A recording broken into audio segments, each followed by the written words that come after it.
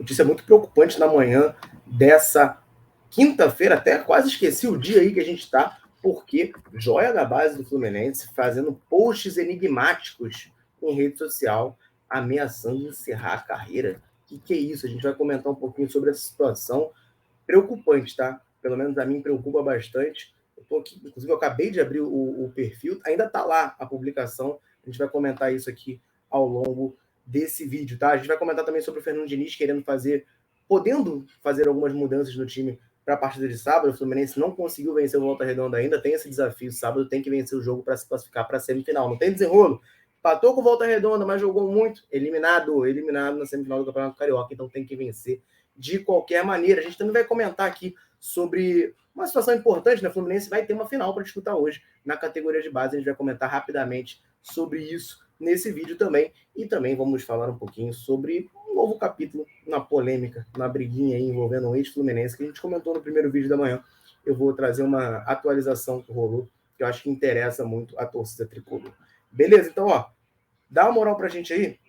Deixa o like nesse vídeo, por favor, aqui embaixo. Isso ajuda demais a gente a crescer.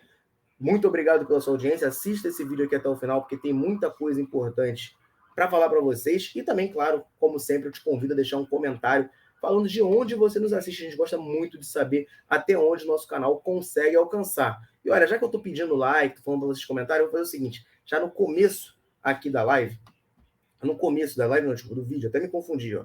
Já vou soltar uma boa para vocês. Eu vou deixar o link na descrição e no comentário fixado.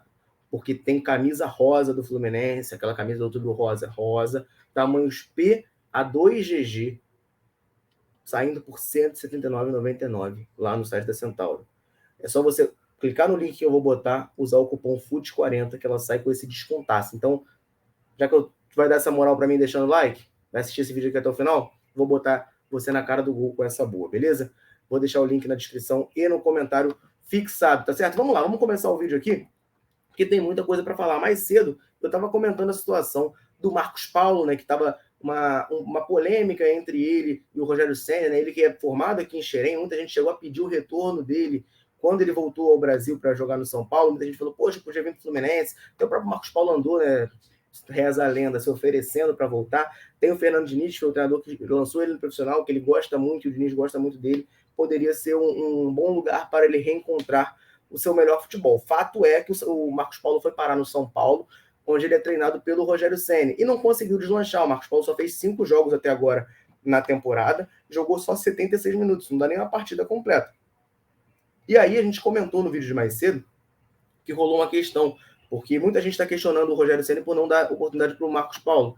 E o Rogério Ceni falou sobre isso, né, na entrevista pós-jogo contra o Água Santa. Ele acreditou a baixa intensidade do Marcos Paulo nos treinamentos, justificou, né, por entrar com o Caio Paulista e com o Erisson, que eram jogadores que também treinam bem e com mais intensidade. E aí o Marcos Paulo curtiu em rede social comentários de torcedores criticando o Rogério Ceni, falando para ele até sair do São Paulo, porque quando ele estivesse no São Paulo com o Rogério Ceni ele não ia jogar. E ele postou também no Instagram um story com uma frase escrito: pois é, hipocrisia e simpatia é uma junção venenosa. E pelo que parece, no treino do São Paulo ontem, quarta-feira, na reapresentação do São Paulo, o clima esquentou. O clima esquentou porque o Rogério Ceni foi cobrar o jogador, foi cobrar o Marcos Paulo, se era uma indireta para ele, se ele estava insatisfeito com alguma coisa. O Marcos Paulo falou que é uma música, não foi uma provocação, que é um estilo musical. É uma música do MC Kevin, chamada Junção Venenosa. Eu confesso que eu nem conheço.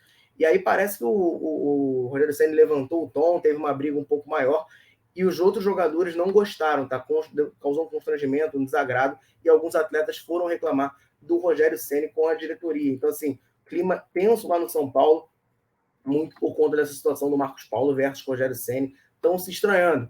É um jogador que tinha muito potencial, né, formado aqui no Fluminense, chegou a jogar bem profissionalmente aqui em 2019. Eu falei isso no vídeo mais cedo e repito, eu me amarrava no Marcos Paulo. O Marcos Paulo jogava muito, ele ajudou muito o Fluminense a salvar em 2019.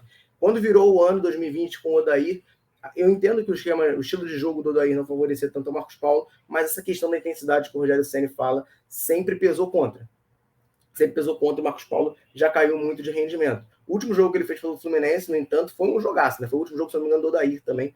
foi contra o Atlético Paranaense, ele jogou muito, meteu um golaço, se não me engano, fez 2 gols, jogou muito a bola. Foi a despedida dele por aqui, mais uma temporada 2020 abaixo. Ele assinou com o Atlético de Madrid, saiu ele pelas portas dos fundos, né? Saiu de graça, não perde contrato, uma situação um pouco desagradável, um pouco complicada ali, que causou um mal-estar com a torcida, com a diretoria, etc. Mas parece que isso aí ficou, pelo menos a parte do jogador, superado, porque ele quis voltar. Depois que ele ficou emprestado lá no Atlético de Madrid, ele pertence ao Atlético de Madrid até hoje, ele ficou emprestado ao Famalicão, é um time da segunda divisão espanhola, que eu confesso que eu não vou lembrar o nome, acho que era Mirandés o nome do time. E aí, quando ele tinha a oportunidade de voltar para o Brasil, ele até quis voltar para o Fluminense, mas o Fluminense não teve interesse nele, tá certo? E já que eu tô falando de base, eu vou comentar rapidamente aqui, porque hoje tem mais uma final, tá? O Fluminense vai disputar uma final sub-16, que é a Copa Olaria, e já é um Fla-Flu. Por que eu tô falando disso aqui, que eu acho muito relevante? Cara, a gente forma muito jogador e a gente é um clube que depende muito disso. Esse tipo de jogo, por mais que seja na categoria de base, seja, enfim, não seja aquela pressão toda do profissional, meus amigos, vale taça. Vale taça e é Fla-Flu. Então é importante que desde cedo esses garotos já se acostumem a ganhar do Flamengo, a dois, ganhar títulos. Então, às 3 horas, lá na rua Bariri, lá em Olaria, vai ter essa partida, esse Fla-Flu, definindo a Copa Olaria. O Fluminense classificou como líder do Grupo A, fez 9 pontos, ganhou 3 vezes e perdeu um jogo. A derrota que o Fluminense teve foi justamente para o Flamengo, 3-1. E foram os 3 gols que o Fluminense sofreu no campeonato. Só tomou gol nesse jogo contra o Flamengo. Fez 9 gols, sofreu 3. Os 3 na derrota por 3-1 contra o Flamengo. E 2 jogadores do Fluminense, centroavantes Kevin Samuel e Arthur Santana, estão dividindo a artilharia tricolor no torneio com 2 gols cada. Beleza? Então, vamos ficar de olho aí. Copa Olaria Sub-16. Hoje tem final lá na rua Bariri. Beleza? E vamos falar agora do profissional. Por quê? Porque o Fernando Diniz, segundo informação da Netflix, está com uma predisposição a mexer no time. Antes do jogo de ida contra o Volta Redonda no último domingo, se falou muito que o Diniz poderia barrar o Keno e dar lugar ao Lima ou ao Gabriel Pirani. Acabou que não aconteceu, o Keno foi titular, o Fluminense jogou com a escalação de costume, escalação padrão, e o Fernando Diniz até surpreendeu no intervalo desse jogo, porque ele não mexeu, né? Ele geralmente, quando o Fluminense não tá ganhando, e enfim, estava até perdendo, não foi no intervalo contra o Volta Redonda? Isso, o gol do Volta Redonda primeiro foi no primeiro tempo. Ele geralmente tira, né, um zagueiro, o David Braz em geral, bota o André na zaga e bota mais um meio. Ele não fez isso. Até surpreendeu um pouco pelo que a gente conhece do Fernando Diniz. Porém, para esse jogo de sábado, né, o jogo decisivo do Campeonato Carioca, o Fluminense tem que vencer o Volta Redonda, senão não vai se classificar. Novamente, Fernando Diniz, segundo a apuração da Netflix, está com esse pensamento de mexer no time, de acabar tirando o Keno dali do setor. Lima e Gabriel Pirani disputam a posição, e claro, o Keno também está na disputa. Não tem nada definido de que o Fernando Diniz vai barrar, mas é um pensamento que está rolando ali nele, e segundo a Netflix, ele só vai definir mesmo ali na véspera do segundo jogo decisivo, ou seja, amanhã, sexta-feira, né, já que o jogo é sábado, ele deve ter uma definição de que ele vai fazer no jogo, sábado, 4 horas da tarde, mais de 33 mil ingressos vendidos, torcida tricolor chegando junto, chegando em peso para essa partida, e Fernando Diniz cogitando fazer mudanças no time.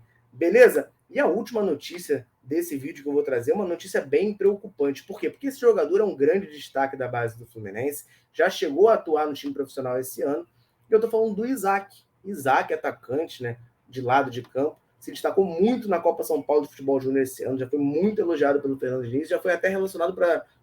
Ele já entrou 2 vezes em jogo do Fluminense, não sei se ele foi relacionado mais do que isso, mas ele já entrou em 2 jogos do Fluminense esse ano. O Isaac, ele passou por um probleminha, ele foi jogar um Fla-Flu sub-20, do Brasileiro sub-20, ele sofreu uma pancada e aí teve uma fratura no nariz. Na terça-feira, última terça-feira agora, ele operou, né? Ele teve que sair do estádio de ambulância, já operou, tudo certo, está se recuperando para voltar a jogar futebol. No lance em questão, né, tem até informação aqui de que foi uma abraçada acidental do zagueiro Kaique do Fluminense. Né? Assim, não foi nem uma agressão, nem nada. Foi um lance, assim, foi um azar mesmo, que ele acabou fraturando o nariz. E aí o Isaac, ele já tinha tido um probleminha físico ao longo do ano. Eu não gosto de falar físico, porque problema físico para mim é quando, sei lá, tem um problema de ligamento, tem um problema muscular. O Isaac, ele ficou de fora de alguns jogos por causa de um corte no joelho. Ele tinha tido esse problema, um corte no joelho. Ele ficou de fora, agora fraturou o nariz. Vai levar um tempinho ali encostado até conseguir voltar, até ter condições.